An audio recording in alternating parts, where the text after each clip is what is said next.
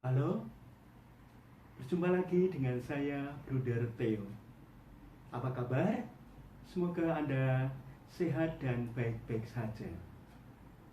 Saudara dan saudari sekalian, kali ini saya ingin berbagi inspirasi atau motivasi yang berkaitan dengan rela berkorban, rela berjuang. Saudara dan saudari sekalian, semua ciptaan di dunia ini diciptakan karena pengorbanan satu dengan yang lainnya. Misalnya saja, biji-bijian yang kita tanam ke dalam tanah berkorban untuk dimasukkan di dalam tanah, kemudian bertumbuh, berkembang, menjadi pohon, menjadi tanaman, dan berguna untuk kita semua. Kalau biji itu tidak masuk ke dalam tanah, tidak mengorbankan dirinya di dalam tanah, dia tidak akan tumbuh menjadi tanaman atau pohon, dan kemudian kalau itu pohon buah, tidak akan memberikan buah kepada kita. Begitu juga siang berkorban kepada malam, kayu berkorban pada api, dan semua yang lain juga berkorban seperti itu. Dari ciptaan yang satu berkorban untuk ciptaan yang lainnya, untuk suatu keadaan yang satu berkorban untuk keadaan atau situasi yang lainnya. Sehingga berkorban atau juga perjuangan itu merupakan sesuatu yang alamiah, yang dilakukan, yang perlu dilakukan oleh siapa saja, termasuk tentu saja kita manusia yang perlu mengembangkan diri dalam sikap rela berkorban, rela berjuang. Berkorban di sini yang saya maksudkan lebih-lebih berkaitan dengan suatu persembahan. Semacam saya mempersembahkan sesuatu untuk kebahagiaan yang lain, saya mempersembahkan sesuatu untuk kesuksesan yang lain, mempersembahkan sesuatu untuk kehidupan ciptaan yang lainnya. Dan persembahan ini dilakukan, korban ini dilaksanakan dengan ketulusan dan dengan antusiasme, dengan kerelaan yang tinggi. Orang tua kita, kita tahu semua, melakukan segala usahanya, pekerjaan-pekerjaannya, apapun coba dilakukan untuk anak-anaknya. Orang tua kita berkorban, orang tua berjuang untuk kemajuan anak-anaknya, untuk perkembangan anak-anaknya, untuk kesuksesan anak-anaknya dan seterusnya. Walaupun kadang-kadang tidak mendapatkan penghargaan yang selayaknya, tapi orang tua kita tidak pernah putus asa untuk berkorban, untuk berjuang, demi anak-anaknya. Nah, saudara dan saudari sekalian, dalam hal kesuksesan, kita semua yakin dan tahu bahwa tidak ada kesuksesan tanpa perjuangan, tanpa sesuatu yang kita korbankan, tanpa sesuatu yang kita berikan lebih dulu. Entah itu tenaga, pemikiran, waktu, finansial, dan banyak hal lagi yang kita korbankan, yang kita persembahkan, yang kita berikan demi kesuksesan apa yang kita ingin raih, apa yang kita cita-citakan. Jadi ada sesuatu yang kita berikan lebih dulu, ada sesuatu yang kita persembahkan lebih dulu.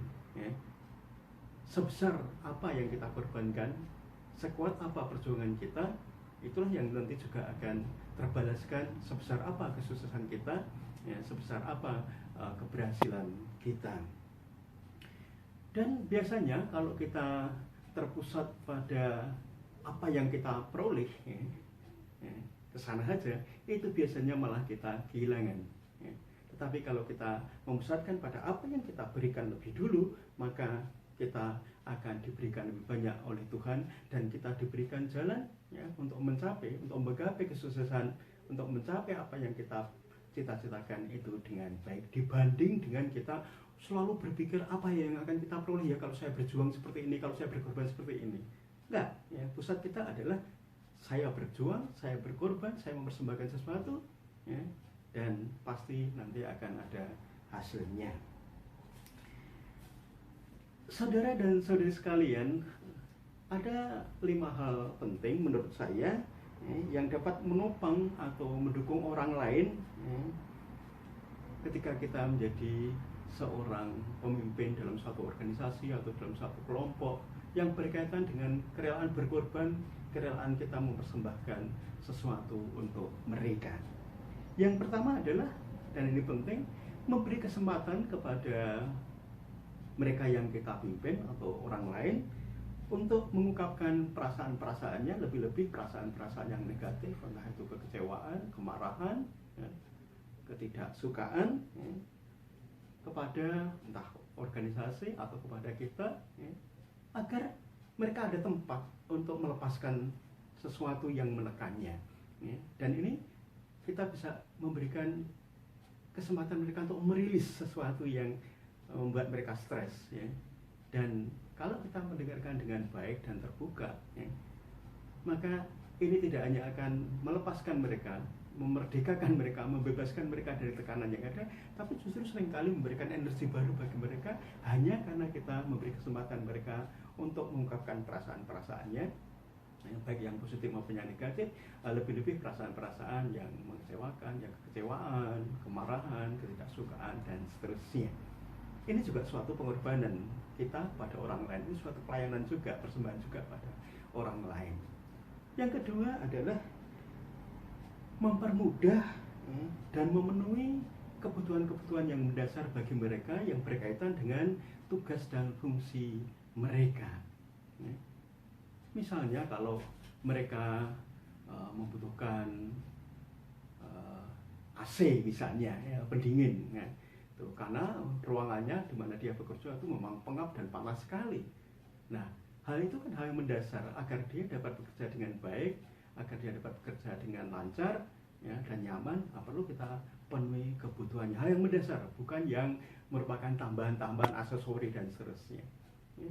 Begitu juga kalau seseorang, ya, yang bekerja dengan kita, ya, membutuhkan, ya, fasilitas komputer yang baik atau sambungan internet yang baik, yang stabil, ya, karena dia memang tugasnya banyak berkaitan atau membutuhkan sambungan internet yang baik, ya itu harus kita penuhi karena itu kebutuhan yang mendasar dan itu akan memuaskan mereka dan mereka akan bekerja dengan baik lagi. Jadi jangan terlalu pelit, ya, untuk memenuhi hal-hal yang mendasar yang mereka butuhkan, ya, untuk menjalankan tugasnya sehari-hari, ya, untuk organisasi kita, untuk lembaga kita, atau untuk kelompok kita. Yang ketiga, ya, juga berikan peralatan yang memang sangat dibutuhkan, yang memadai, ya. Jangan sampai kita menuntut mereka untuk mengerjakan sesuatu yang kompleks, sesuatu yang besar, tapi kita berikan dengan alat yang sudah kuno, yang sudah out of date dan seterusnya. Itu akan mengganggu. Kita menuntut tinggi, tetapi peralatan atau perlengkapan yang kita berikan sudah sangat kuno, sudah out of date, ya. Tentu saja ini tidak seimbang dan ini menyebabkan karyawan mengeluh kalau mereka, wah saya dituntut begini begitu, tetapi peralatan yang diberikan itu sudah sangat kuno. Tentu tidak bisa. Nah, ini penting kita juga memenuhi, ya, untuk hal-hal seperti ini. Yang keempat, tentu saja sapalah mereka, ya, tidak hanya soal tugas, soal fungsi, tapi lebih-lebih berikan waktu, berilah sapaan, ya, tentang kehidupannya. Bagaimana perasaannya, apakah sehat atau tidak, bagaimana situasi keluarganya, istri atau suami, anak-anaknya, dan seterusnya. Nah, sapa-sapa seperti itu akan menjadikan mereka merasa tidak hanya sekedar sebagai mesin, ya, tidak hanya sekedar sebagai sistem, tetapi dihargai, dihormati, disapa sebagai seorang manusia, ya, sebagai seorang pribadi yang memiliki keluarga, yang memiliki juga kadang-kadang pengalaman yang menyedihkan, menyusahkan, tapi juga keberhasilan dan seterusnya. Pertanyaan, bagaimana tadi malam bisa tidurnya, bagaimana istri atau suami sehat, anak-anak gimana sekolahnya dan seterusnya. Hal-hal seperti itu, sapaan-sapaan yang sederhana tetapi penting bagi karyawan atau bagi orang lain, karena itu sapaan yang humanis, sapaan yang tidak hanya menganggap mereka sebagai mesin, ya, penghasil kinerja yang bagus, tapi merupakan seorang manusia yang sedang bekerja bersama kita. Dan yang terakhir yang penting juga yaitu tunjukkan bahwa kita memang memberikan perhatian kepada mereka. Saat ulang tahun memberikan ucapan selamat dengan mengirim kartu atau telepon atau mengirim WhatsApp, ya. Lalu setiap hari dicoba untuk menyapa mereka satu persatu, ya. Kalau memungkinkan, kalau itu kantor kecil dengan jumlah yang itu bisa disapa mereka satu persatu. Ini akan dirasakan sebagai bentuk perhatian dari seorang pemimpin kepada yang dipimpin, dan itu akan memberikan support, akan memberikan dorongan kinerja yang jauh lebih baik, dan atmosfer kantor atau atmosfer organisasi yang jauh lebih nyaman dan harmonis. Nah, seorang pemimpin juga dalam hal berkorban atau berjuang ini juga dibutuhkan sikap, kemauan untuk mau ajur-ajur bersama dengan mereka, untuk terlibat bersama mereka, jatuh bangun bersama dengan mereka. Lebih-lebih ketika dalam situasi yang sulit, ketika seorang pemimpin juga mau berjuang, mau kerja keras, mau terlibat pada perjuangan mereka, ini akan dirasakan betul-betul dukungan, ya. Dukungan dari seorang pemimpin terhadap anak buahnya, terhadap mereka yang dipimpin. Dan ini malah justru akan mendapatkan pujian, akan mendapatkan topangan dari anggota yang lain, atau akan mendapatkan topangan, pujian dari mereka yang kita pimpin, karena mereka merasakan bahwa pemimpinnya bersama dengan mereka, jatuh bangun bersama mereka, menghadapi kesulitan yang sama, dan seterusnya. Nah, begitu juga kalau seorang pemimpin membuat suatu peraturan, tentu saja pemimpin sendiri juga harus melaksanakan. Jangan sampai kita pemimpin hanya membuat peraturan, tidak melaksanakan, tapi menuntut orang lain untuk melaksanakan peraturan ini. Ini akan menghilangkan kepercayaan, ini akan menghilangkan respek yang dipimpin kepada pemimpin. Ya, oleh karena itu, terapkan dulu pertama-tama peraturan yang kita buat untuk diri kita dibandingkan dengan menuntut orang lain. Ya, jadi sebesar apa tuntutan kita terhadap mereka untuk patuh pada peraturan, itu juga kita terapkan pada diri kita.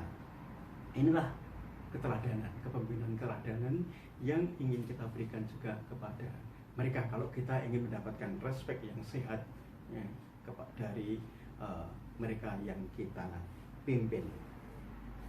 Nah, yang penting juga sebagai seorang pemimpin, ya, berkaitan dengan rela berkorban dan rela berjuang ini juga jangan sampai kita mengorbankan reputasi organisasi atau kelompok hanya demi supaya kita kelihatan manis, hanya demi kita kelihatan baik, ya, sehingga kita tidak berani mengambil keputusan yang tidak populer. Nah, demi organisasi, demi kelompok, kadang-kadang kita harus berani mengambil suatu keputusan yang tidak populer, tapi demi reputasi organisasi.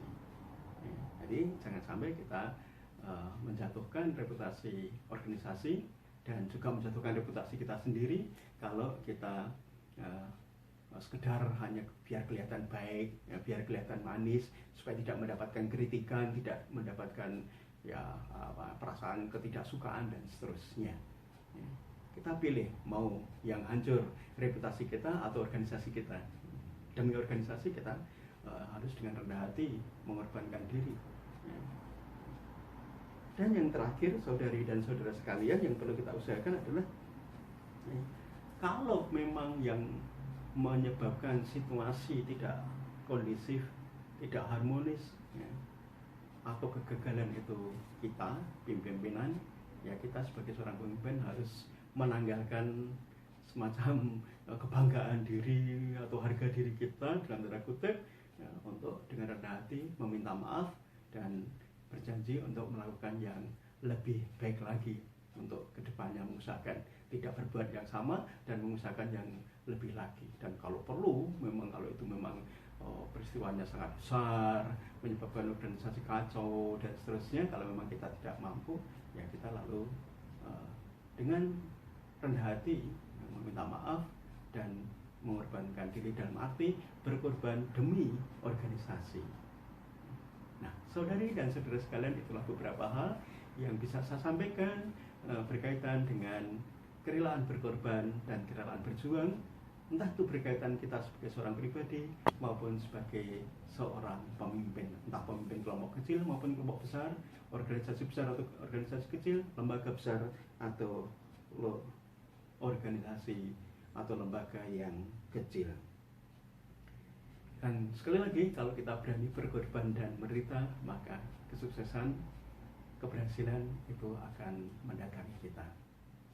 Sekian, terima kasih. Anda pasti bisa.